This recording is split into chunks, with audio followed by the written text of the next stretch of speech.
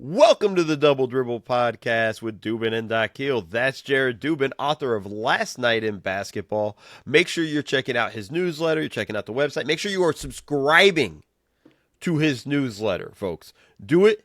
Do it now. I won't even be mad. You hit pause on the podcast, go do it, and then come back. Also, you can hit play and do two things at once. I'm just saying these phones are pretty complex. You can do the podcast and subscribe at the same time. Make sure you're subscribing to his podcast. I'm Mo Dakil, former video coordinator with the Clippers Spurs Team Australia. I have a new article up on Bleacher Report predicting the 5 most improved players for this season. I put a lot of big names in there. Sorry.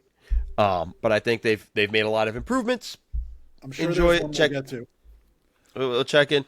There's a lot we're going to get to. Make sure you're checking out my videos on Offside. Later today, I'll be dropping my power rankings. God willing, I get them done in time. And we'll be able to kind of explore all of that fun stuff. Make sure you're checking me out on NBA TV. Just, on the weekends on the association. Not this weekend, but next weekend. I don't know my schedule.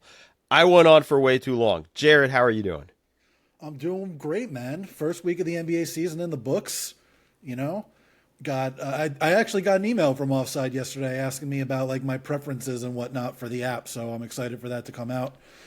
Good. Check out Last Night in Basketball. I got 25% off from now through the end of October, which is on Friday. So if you click into any of those links on the front page, you should be able to see that 25% off subscription. And we'll take it from there. Yeah, for sure. And we're going to put the link into the subscription in the show notes. So make sure it's in there. Let's do that. Make sure you subscribe to it. Get that 25% off. I'm a subscriber. I get it every morning. I read it. I check it out. Make sure you're on top of it, folks, and exploring that stuff. One more thing before we really get started. Make sure you subscribe to this podcast.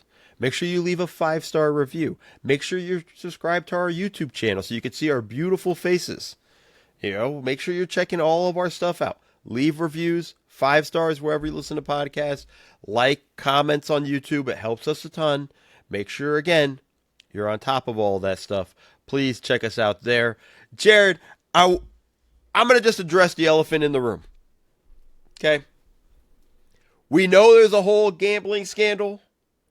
We know all the stuff, rigged poker games, inside information really given out. Although, if you were shocked that the Portland Trailblazers were tanking that one year when Dame got hurt, don't know what to tell you. But a whole lot of stuff happened. Everybody has covered it. And Jared, unless you have something specific to say, I got nothing new to add. So this is cool for me. I'm going to read and listen to other people's stuff. I don't really have any new, fresh opinions. Jared, do you have anything? Nothing new. It broke basically like right after we recorded. It broke the next morning after we recorded last week. And, what are you going to do? It's been a week. It's been covered ad nauseum. But if you want good coverage on that, it's out there. For us, the games have been too good to go back over what everybody has already been talking about. Just the games have been just way too good. It's actually even, I feel like, overshadowed the story, which I didn't think it could for the most part. Obviously, the first day and the next day were big news stuff. But after that, I don't feel like a lot of people are covering it the way they were. We're not going to cover that. And I hope you guys understand that because the games have been too goddamn good. And speaking of games, Jared, we had our very first 8 p.m. NBC game, which meant it was 11 p.m. Eastern for you. I know you've complained about this. I know you were upset about it.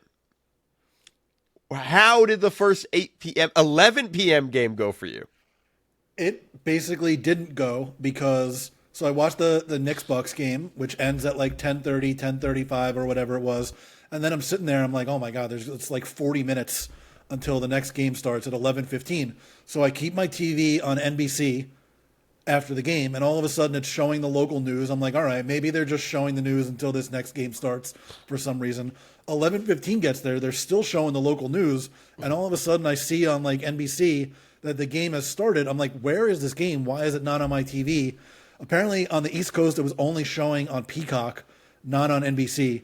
So I didn't even get to see the start of the game, and then I switch over to Peacock, and for some reason the Peacock app was not letting me rewind until the start of the game.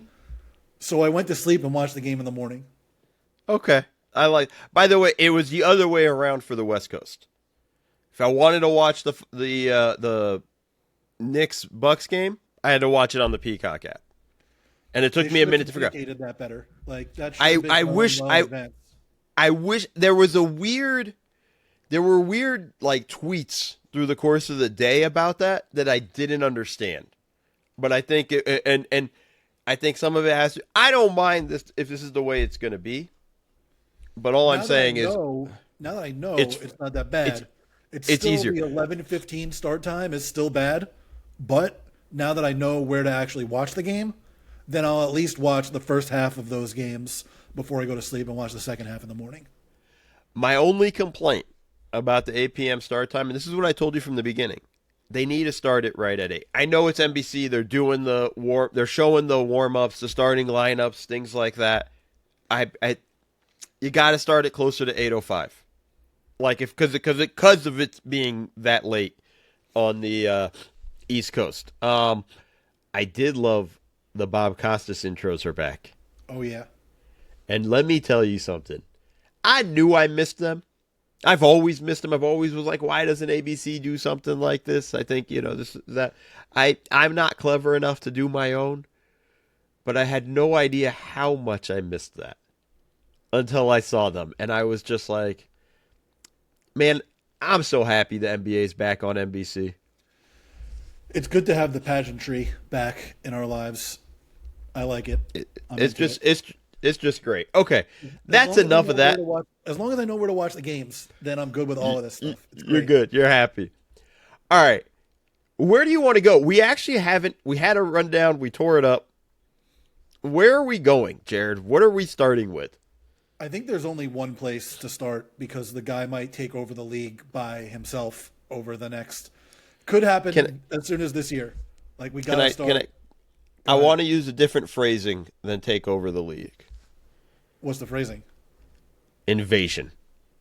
He has invaded. Yeah. I am now looking at it as he is an alien. I know that was his nickname. I know they had the great Nike ad with that. Where are the shoes, by the way? He has invaded. I don't know where the shoes are. It's year 3 in the league. Like, let's get the shoes already. He has full on invaded the league. It is absolutely unbelievable what Victor Wembanyama has done and how good the San Antonio Spurs look. Oh, yeah.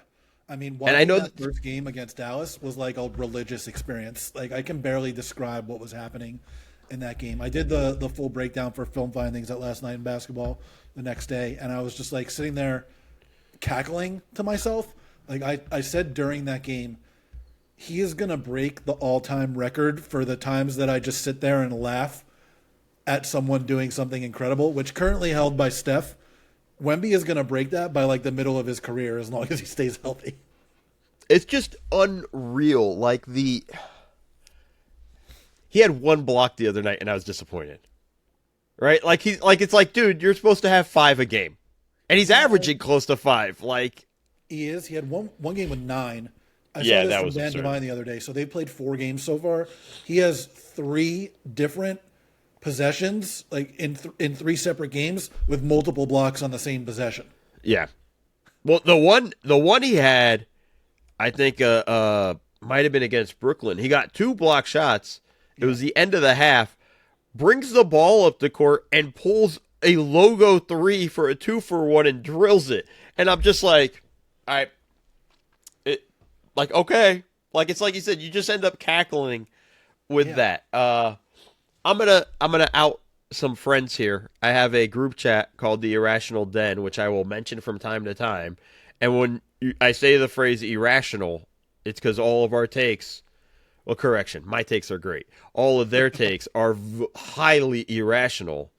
And one of the more irrational Den takes was they don't enjoy watching Wemby because he's doing this stuff because he's so big. And I think it's the dumbest thing I've ever heard. Sorry, I know some of them might be listening.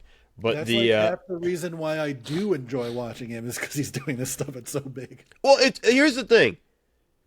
obviously he wouldn't be blocking the shots if he was this like not this. But if we saw a 6'10" guy with these handles, we'd be going absolutely nuts. We did. It was Kevin Durant. Like it's that stuff. Like that's what's absurd about him.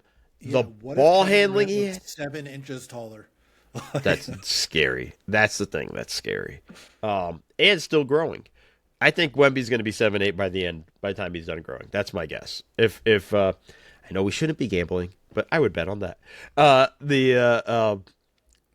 I just the ball handling has looked so much better.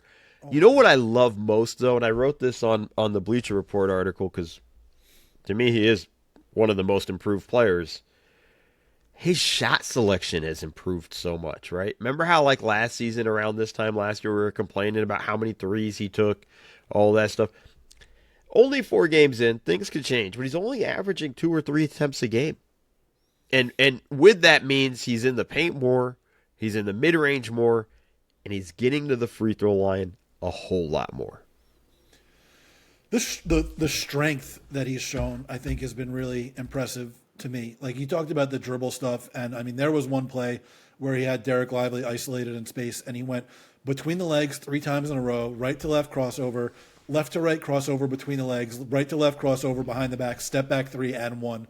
And I was just like, I sit there and I threw my hands up. I was just like, I don't know what you do. But earlier in the game, he brought the ball up on a fast break and he just dug his shoulder down and dislodged Anthony Davis by like 3 feet and dropped a hook shot over his head. And I was like, all right, if he does that stuff at his size, it's over. It's just you can't say much. Like it's pretty tough at that point. But I want to talk taking away. Stop talking about Wemby for a second and talking about the Spurs in general. Mm-hmm.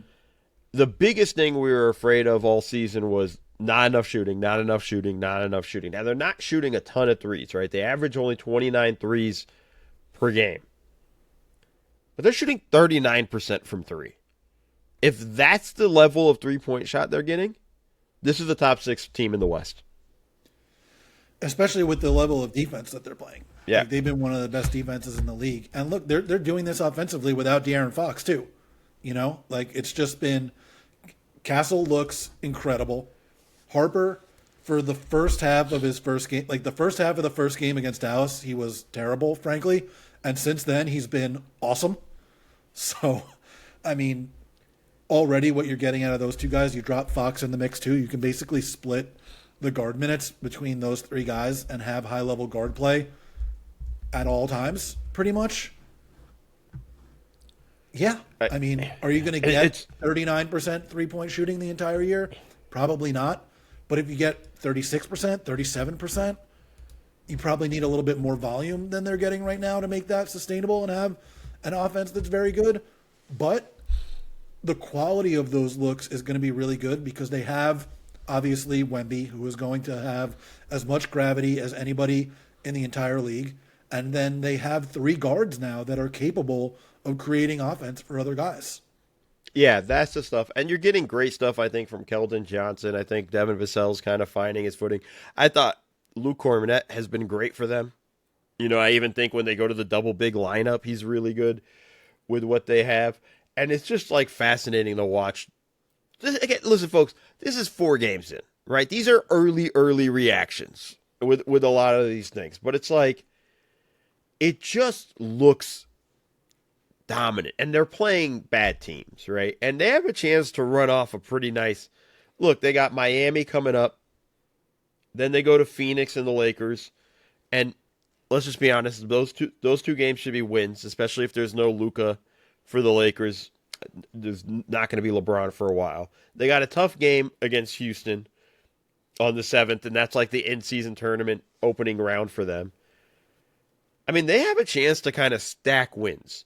And if you want to be a surprise team or you want to kind of like take that leap, you got to bank wins early. And that's what they have that opportunity to do that now and put themselves in a position while other teams are trying to figure themselves out. I just love the way they're positioned right now. By the way, I'm going to tell people that I'm not going to stop talking about the Spurs, period. No. This team's too fun. Yeah, and we were both pretty high on them coming into the season, and I don't think we were either of us high enough. So I yeah, tried to temper it. I let people scare me with the shooting stuff. I tried to temper it because, like, I was way higher on it too. Mid July, January was kind of crazy, but mid July, I was higher on them, and then I let like the people get in my head, and the whispers and da da da da. Can I also do this? I want to say this because I've already seen it, and it's already annoying me. Stop trading De'Aaron Fox right now. Everybody's already ready to trade. They got to trade De'Aaron Fox. Look what they have in Harper. Look what they have in Castle, which they have great stuff and that stuff. They're still incredibly young. And the one thing we've also, learned, go ahead. depth is so freaking important in this league. Yes. Being able to go this deep with guards is a good thing. And these two other guys are on cheap contracts. Don't rush to trade De'Aaron Fox right now.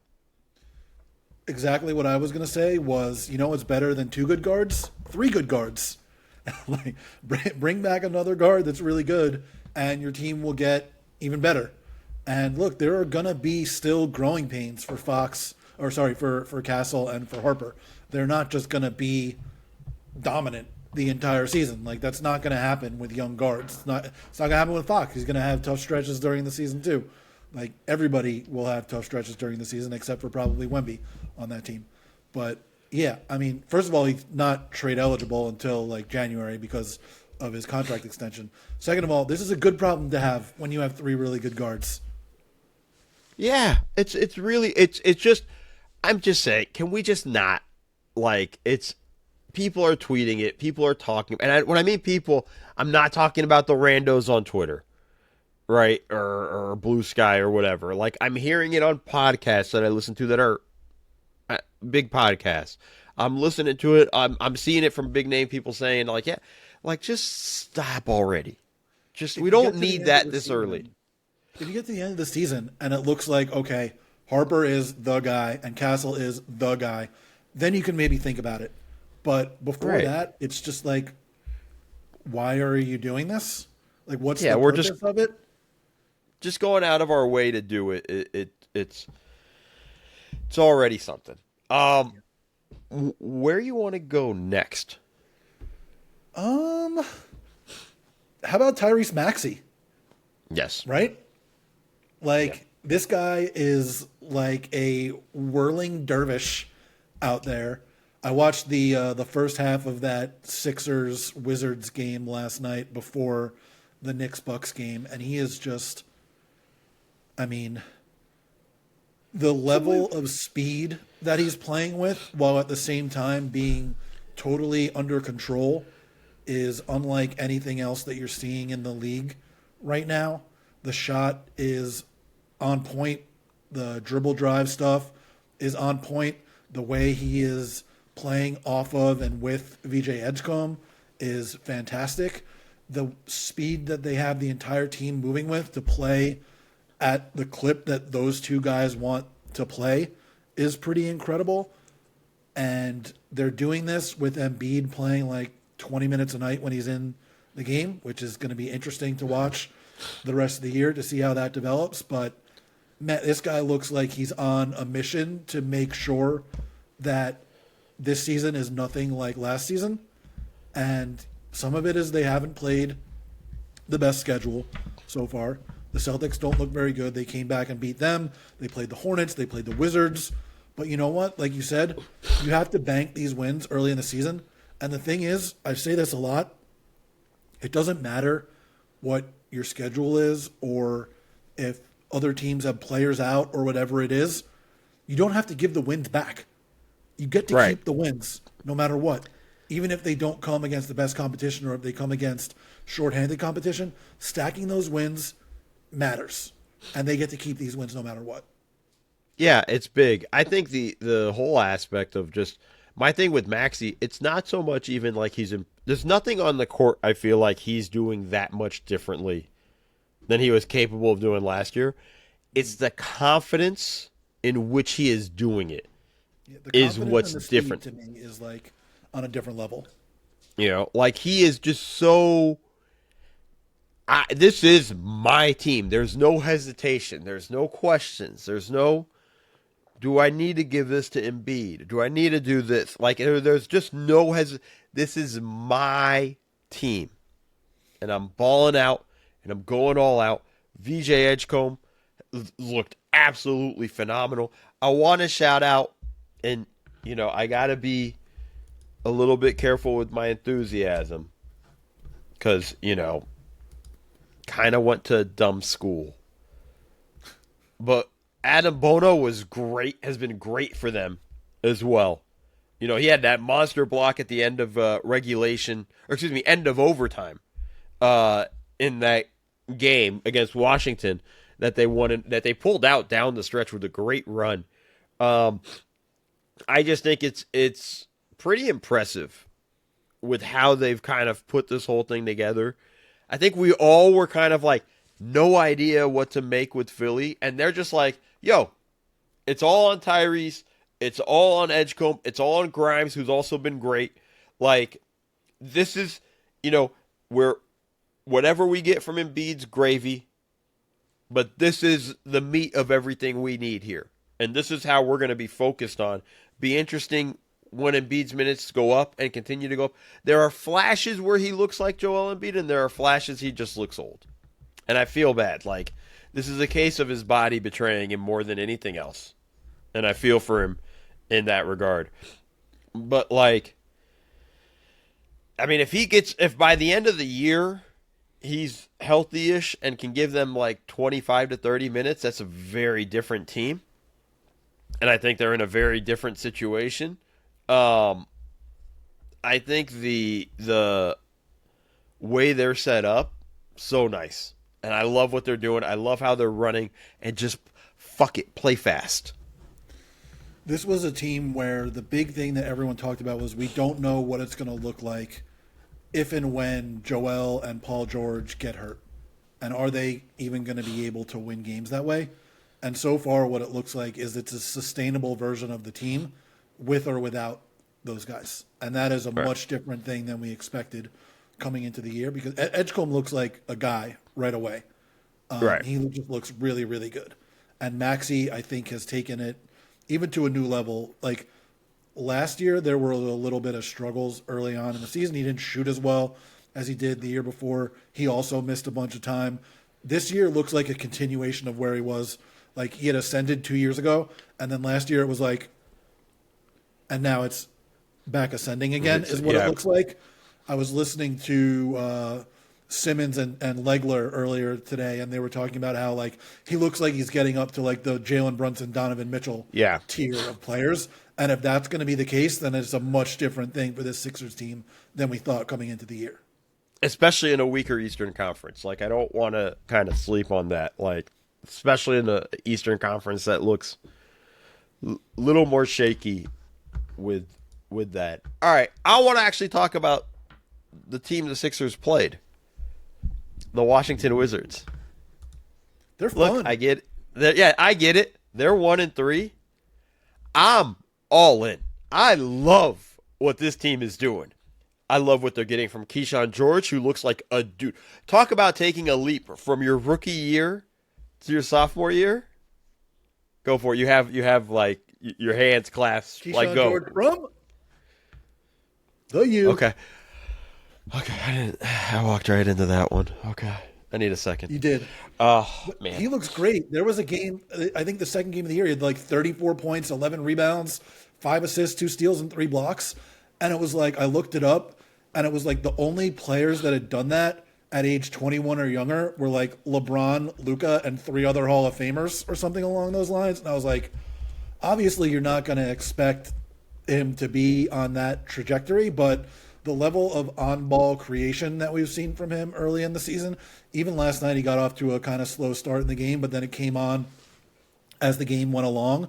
I mean, he was already a defensive playmaker over the second half of the season last year, and a little bit of an like secondary creation stuff over the second half of the year. He just was a horrible shooter, but he had shot well at Miami, so I thought that might come around.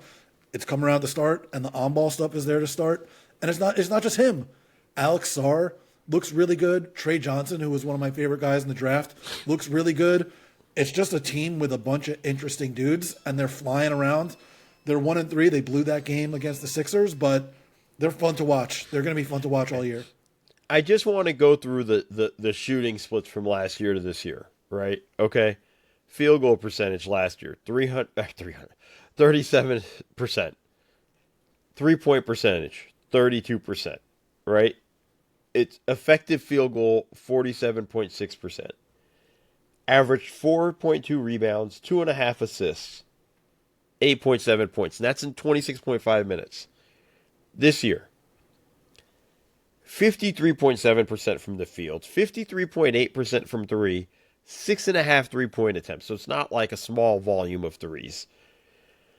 9.3 rebounds, 5 assists, averaging 20.3 points, playing 33 minutes. Like, there's just 4 games, but this is a hell of a run that he's on. And then to go back to you with Alex Sarr, Zach Lowe kind of had a great kind of comment about him when I was on a podcast with him, and he called him, he's like, I call him almost.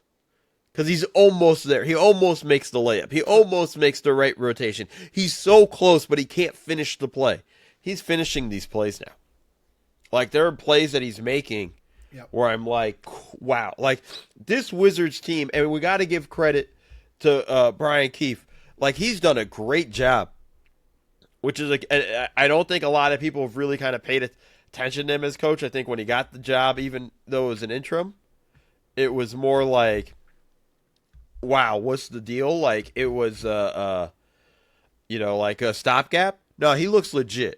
And I think that's an important thing that you're watching for when you're watching them play. Trey Johnson's getting going. I like what they're getting from CJ, what they're getting from Middleton. I just like what this team is doing right now. Well, folks, we had some technical difficulties. Jared heard nothing, or maybe heard a little bit of what I said in choppy bits about the Wizards. But basically, Jared, the gist, Brian Keefe's done a great job. I didn't say this before, but Michael Winger has done a great job. Like, they tore the whole house down, built it back up. I'm loving what they're getting from even their vets, CJ and Middleton. We'll see if they stay all year. This is a fun team. I know they're 1-3, but like, you got to love the trajectory they're on. Absolutely. Credit to Brian Keefe. Credit to Michael Winger. Credit to Alex Sarr, who you talked about a little bit there too. I think he's playing quicker. You talked about how Zach said he was like almost doing stuff. I think the fact that he's getting his shots up quicker, making his moves quicker, is helping him do stuff actually instead of almost doing it, which is nice. Keyshawn George, like I said, Trey Johnson making shots. They got some other interesting pieces there. We'll see what happens with Bub Carrington, Bilal Coulibaly, some of the other young guys there, but fun to watch for sure. Yeah. I want to go to next because I did a mailbag this morning about a bunch of different questions that people had about the start of the season. By far, the most common question was, what the hell is up with the Magic? What's up with their offense? Should we be worried? Is this a Jamal Mosley thing? What's going on with these guys? So I already wrote about it this morning, and people could check that out last night in basketball, but I want to give you the floor to talk about what you've seen from the Magic so far and whether you think we should be worried specifically about the lack of cohesion and development offensively so far. I mean, one, Jamal Mosley should be worried because I am so angry with this team on so many levels. One, you've been banking your whole run of success has been on defense. That's been gone. And now it's not even like, okay, our defense sucks, but our offense is better. No, your offense is still trash. And what's frustrating about this to me, Jared, and this is where I put this on Mosley, you had an entire offseason where you knew you had Desmond Bane. You had an entire offseason to put in a system in place. You had opportunities to sit down with your assistants. Let's hammer out some ideas. Give me some of your crazy ideas. Let's think outside the box. Let's get creative with our stuff. We got a guy that can be a great secondary ball handler. That's in between. That's on top of having Paolo and Franz. We have Jalen Suggs who can help us out. We got a lot of stuff here. Shouldn't hurt our defense. We should be able to handle all this stuff. And it's like they done nothing offensively. Like they just thought the offense would work itself out. Their jump shooting's horrific. Their inability to create shots is a product of having an offensive system at all. I think it's embarrassing. This is one of those things where, like, they pushed all in on Desmond Bane. I was all in on the trade. I loved it. I loved the move for them. I was very excited for Orlando. I think I said in our preview pod I thought I had them finishing third in the East. Like, I was very high on this team. And for their offense to just look so bad just after 4 games, not just look so bad, look exactly the same as what we've seen before that has been the massive problems, that's like a alarm blare and red flags everywhere popping. Like, that's not something you should feel comfortable if you're a Magic fan. And if you're Jamal Mosley, this is how you lose the job. Like, I'm not trying to fire a coach early, but this is how you lose your job. Yeah, I do think it's important, obviously, to note that it's early. 4 games is not a significant enough sample size to judge anything. But at the same time, we can recognize that the early results are not at all encouraging and that it looks very similar to the reasons that the offense was not encouraging over the last several years. I also think, and I wrote about this, it's not a problem that was entirely unforeseeable, even with Desmond Bane. Like, I'll just read something that I wrote from my analysis of the trade, which was just where I get at least some concern is the fact that it still doesn't seem like the Magic have a guy who can drive a top 10 offense. They have 4 guys who are each capable ball handlers and probably average or better passers from their position, but nobody who is a truly elite threat to create for himself and others. Maybe Banchero or Wagner takes a leap with improved spacing, or maybe Bane blossoms more as a lead ball handler with Suggs playing off the ball, but maybe they all settle in as B-plus creators, and the Magic are still a team that struggles to consistently create advantages in the half court. Either result seems entirely within the realm of possibility, and neither seems all that much more likely than the other. And that's what it seems like so far for them, where they have guys that are good, but they have nobody that is an elite driver of the offense, and the system is not lifting everything up. There's not enough direct interaction between the 3 guys. I was looking this up earlier. Franz has set 1 ball screen for Desmond Bane. He set 5 ball screen, or 1 ball screen for Paolo, 5 ball screens for Desmond Bane. The 3 of them combined have set something like 45 ball screens for each other in 4 games. It's not nearly enough. It's not close to enough. You got to get more ball screens, more dribble handoffs, more off ball screens. Those 3 guys need to be used in the same action way more often than they are. And I think this is something that I wrote about too. Teams just are not threatened by them getting into their offense. They are being picked up the second lowest on the floor of any offense in the NBA. They're being picked up around 39 feet from the basket. Teams like the Knicks, the Wolves, the Bucks, the Lakers, they're getting picked up on average, their lead ball handler, in the backcourt. Teams want to get into their body and force them to play higher up on the court. Teams are perfectly fine letting the Magic play lower on the floor. They're not threatened by the shooting, and they're just saying, we will pack the paint, and you are not going to be able to score, and it's working against them. Yeah, and it's just, the thing that's just frustrating is when you're watching them, you're looking at it going like, just where's the creativity? This is, I'm everything you said's right on. I think Paolo can run a high-powered offense.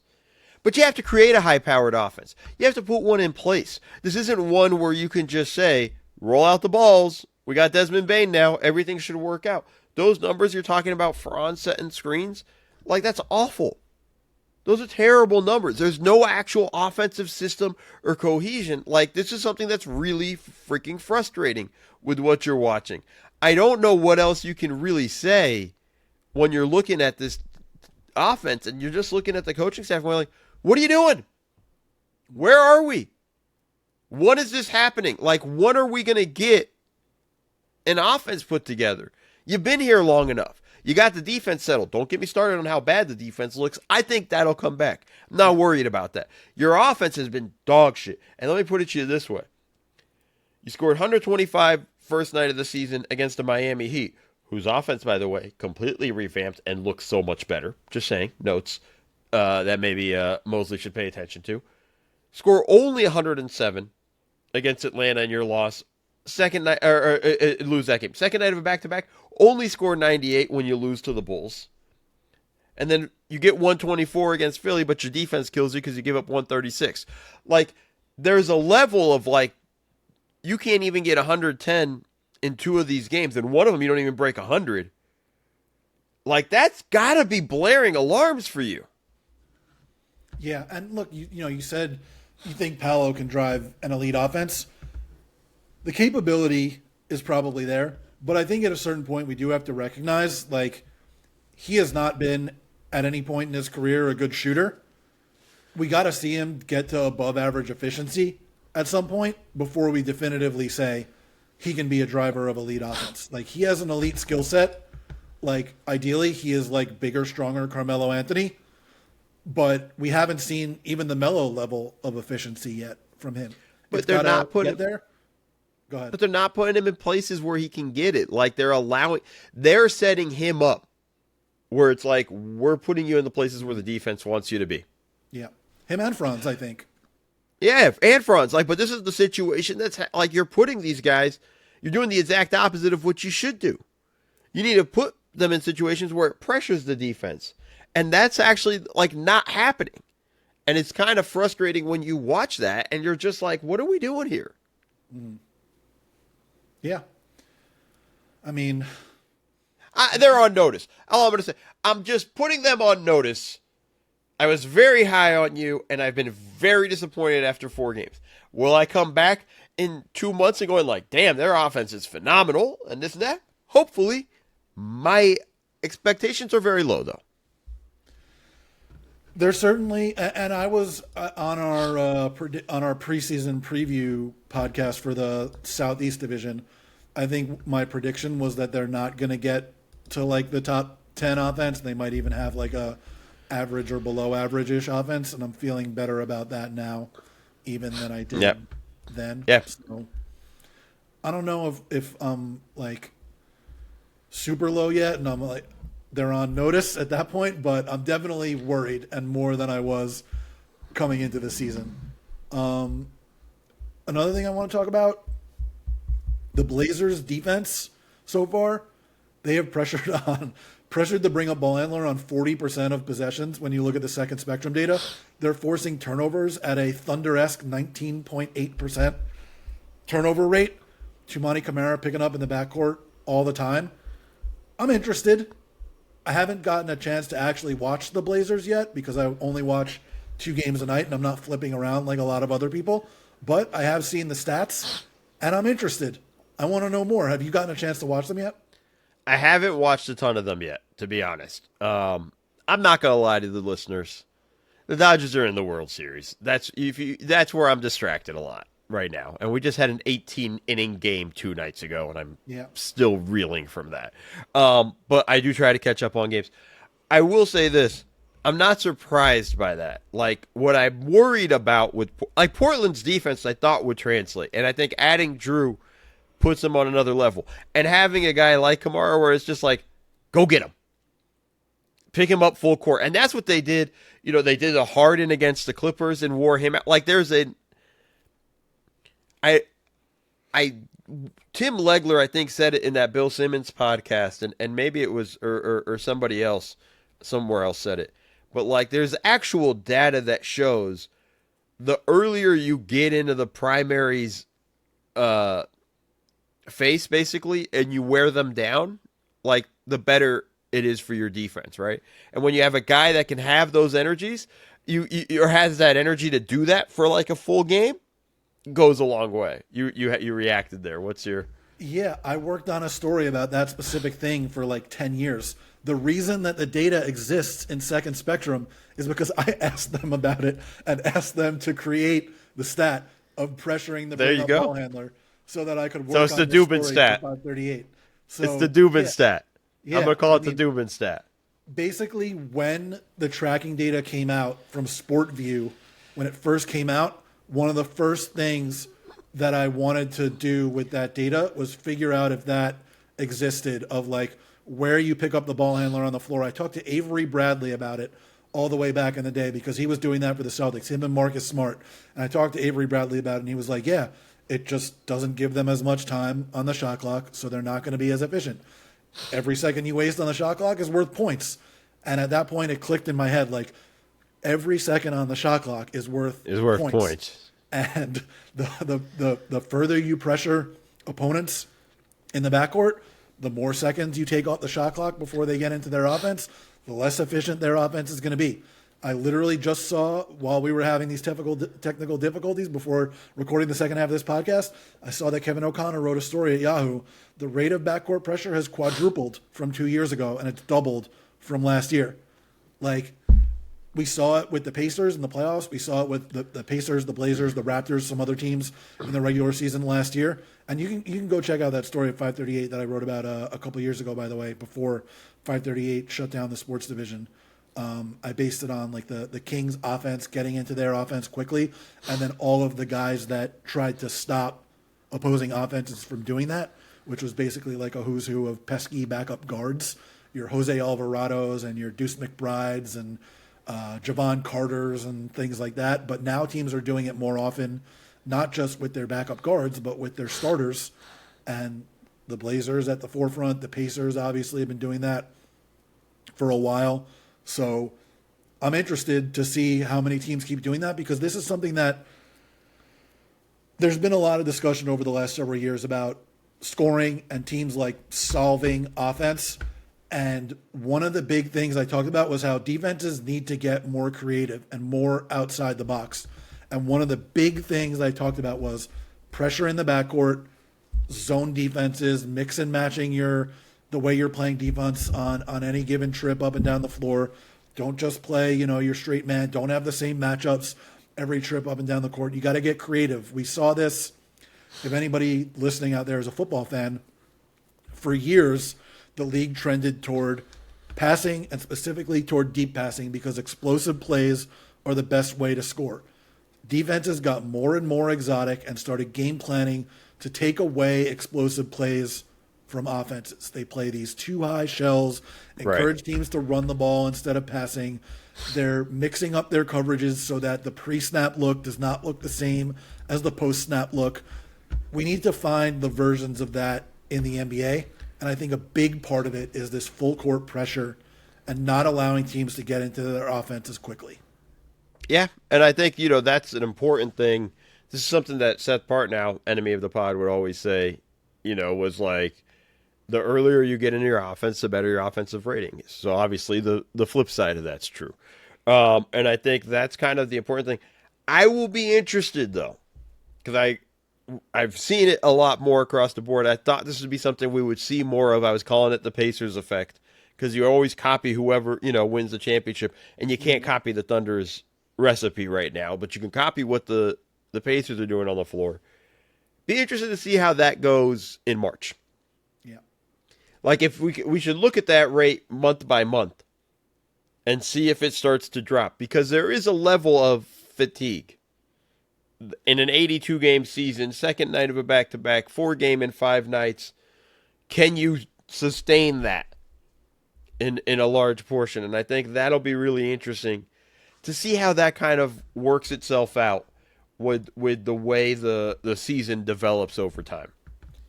Yeah, when I did that story back in the day, I talked to Mike Dunlap, who was the coach of the Bobcats for a year or two when he had his team pressing all the time, when nobody was doing it. And one of the things that he said to me was, you get 4 times a quarter that you can do it before guys start to get tired. And I think teams are doing it more than that now. So definitely the fatigue factor is something to look at. But one of the things I've noticed so far this season is that a lot of teams are playing deeper rotations, playing more guys for more minutes. And I'm curious if that can sort of help counteract the potential fatigue effect that you might see from something like this. Yeah, it'll be fascinating. It'll be fascinating. See how it goes. Do you want to do a quick college football minute? I did have one more thing that I wanted to talk about before. Oh, We I'm get into the sorry. college football. I'm sorry. I jumped. Go ahead. I got two more players that I had noticed doing really good stuff. AJ Mitchell for the Thunder, Yes. who at the start of last year was getting minutes for them despite being a second round pick on a two-way, but then he got turf toe and had to get surgery and was sort of out of the mix for a while. But he did play a little bit in the finals and looked good at sparingly in those minutes. Early this year, the Thunder have had a bunch of guys out, so he's playing a lot of minutes. He looks awesome. So Yes. that's really They good. did it again. They did it again. Is all I just say. Yeah. And they got him on a ridiculous contract too, because he signed it was like a 3 years, like $9 million contract or something along those lines. I don't remember the exact number, but it's something like that. And then watching Pistons Cavs the other night, Ron Holland. I'm interested in some of the stuff that he was doing off the dribble in that game. That's the only Pistons game that I've watched so far. But both him and Jalen Durham were creating a little bit off the dribble more than I've seen from them, or more than I've seen from Durant certainly in previous years, and more than I saw from Holland last year. Yeah. I mean, they've Duran seems thicker to me. I don't know if he is or not. But Can Duran's he possibly have gotten thicker? Like, I know, that's what I'm saying. Like it's almost like I maybe it's just my own eyes, but part of me is like, damn. With that, I'm excited for those guys with the Pistons and how that develops with them, and same with Ron Holland, and kind of keeps everything going. I'm a little bit disappointed in the number of turnovers that team has had, which is a bit ridiculous, but that's the whole nitpicking stuff. But I just like what we're seeing across the board from the younger generation in the NBA, and it's it's getting to the point now where rookies are just coming in ready across the board. We talked about Edgecombe, we've talked about Harper. We know Flag's in a weird position because I think Jason Kidd's hurting him with the point. This is what I want before we go to the college coach. This is what I'm going to complain about. My grievances. We constantly say with the way Jason Kidd's playing Flag, well, it worked for Giannis, and so it's going to therefore work out with Flag. Worked. Like No, but like later. he's better now, right? Like in the long term, it was better for Giannis. Right. Can I just point out, it doesn't necessarily mean it's going to be good for Cooper Flag in the long term, period. It worked one time. So now that's history. So now it's going to work every time, Jared. And I'm just tired of it because everybody keeps fucking saying it. And I'm just going to come out there and say it now. This is bad. This is a bad idea.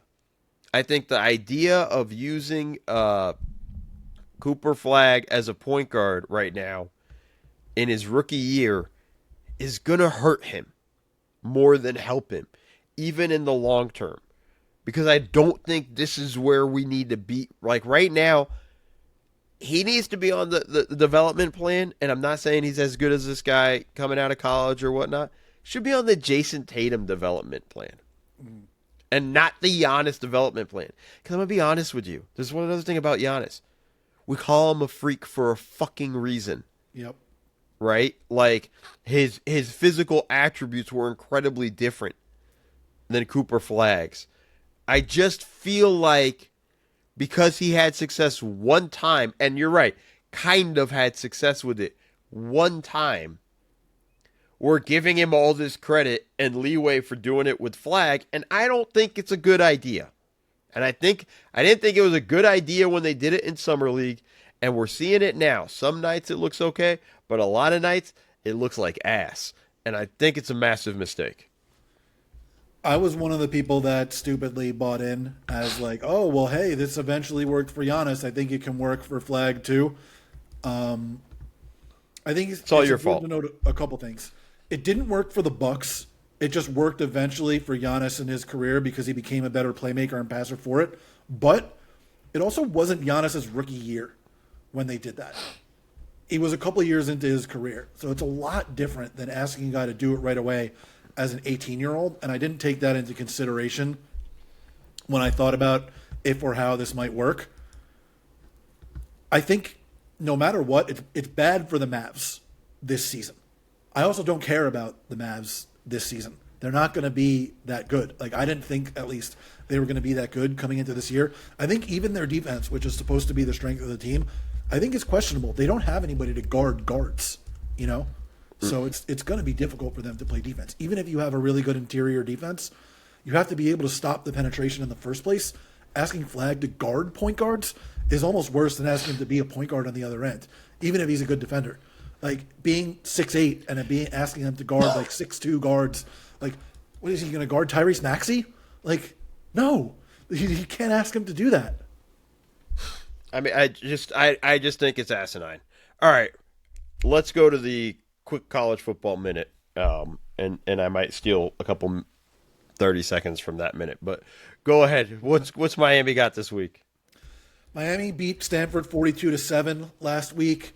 I was a little worried. Stanford was up 7-0 for most of the first half, and I was like, oh my God, is this like another Mario Cristobal?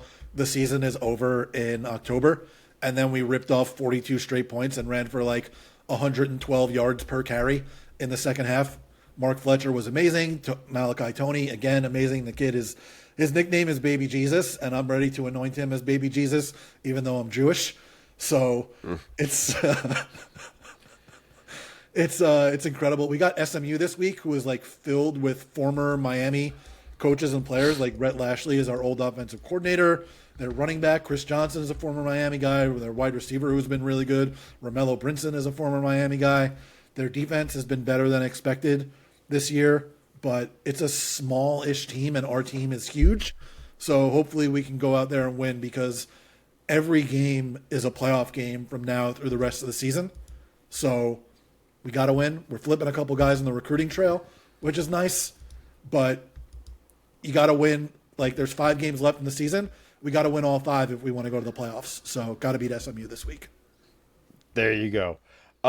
We got a huge monster game at Nebraska. Nebraska's homecoming. Nebraska's going with the blackout. They're wearing their all black uniforms. The whole crowd's going to be wearing black. It's a huge game. We're coming off the bye, off the loss to Notre Dame 2 weeks ago. This is if we're going to have any chance, like, we have to run the table. If we're going to have any chance of sneaking into the playoffs, which I don't think we're going to, but if we're going to, it starts in Nebraska. We got to get that W, plain and simple. I'm happy we're at least coming off the bye into this game, so we can kind of lick our wounds and figure that stuff out. I'm going to steal a couple of seconds from my college minute, and World Series has been going on. I've made my dog wear a Dodger jersey pretty much every day for game day. He has a lot of jerseys. He has a Laker jersey. He looks really cute in his USC football jersey.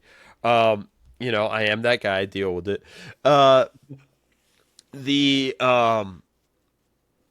Dodgers offense has looked awful. Our bats are not hitting.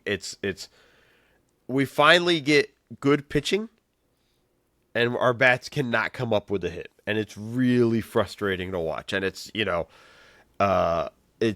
if it's not Shohei, it's nobody else. And they're at the point where they're just. In the What's up? inning game, he got on base 9 times, right? Yeah, I mean, he started the game with a double, then hits a home run, gets another double, then hits the home run to tie it 5-5, and then they walk him the rest of the way, which, like, fair enough. But we couldn't. It took forever. In that game, we had 3 different home runs that died at the warning track. And then Freddie finally barely got it over with that. But the performance in that 18-game inning from our bullpen, which had been ass all year, was unbelievable. You had guys, the dude, Will Klein, going out of his comfort zone after only pitching 2 innings. The max he's gone is 2 innings. Going 4 innings and being just awesome was amazing. Yesterday sucked. We couldn't hit. We were awful. Shohei looked tired. Like, he just looked sleepy. You would think. And which fair enough. You were up on base 9 times last game. Game goes to like midnight. You probably didn't get in bed till like 1 in the 30, and now you got to pitch. And for all those who are listening, and this will be where I'll end it. Every time Vlad Guerrero steps up to plate, I'm scared. Terrifying. It is. He is. I like him. He seems like an incredibly likable guy. Every time he steps up to plate, I'm just sitting there going like, "Don't do it to us, man. Don't do it to us." But they, it's going to be frustrating. I would like the Dodgers to win today. I would like the Dodgers to win on Friday so I can focus on USC on Saturday. If I have to deal with a World Series Game 7 and a do-or-die USC game, by the way, essentially at the same time. Oh, really? I'm going to have an incredibly hard Saturday. Like, it's going to be just, like, purely sucks. It's just not, it's just going to be stressful across the board. So, yeah, that's all I got, folks. Don't worry, there are also basketball games that night, so it's not like you'll be too busy. Oh, let's just be honest. If we're at Game 7 World Series, SC Nebraska, like, I might check the scores later and watch them on Sunday, but that's about, like, let's just be honest here. There's a tight window there for me. All right, folks. Thank you so much for hanging out. We really appreciate you. Make sure you rate, review, like, subscribe, all that stuff here. Spotify, Apple Podcasts, Google Podcasts. I don't know if that's a thing. Wherever you go to listen to podcasts, make sure you're checking out the YouTube page. Again, constantly rocking with all that stuff. That's all I got, man. Thank you for listening to the Double Dribble Podcast. See y'all.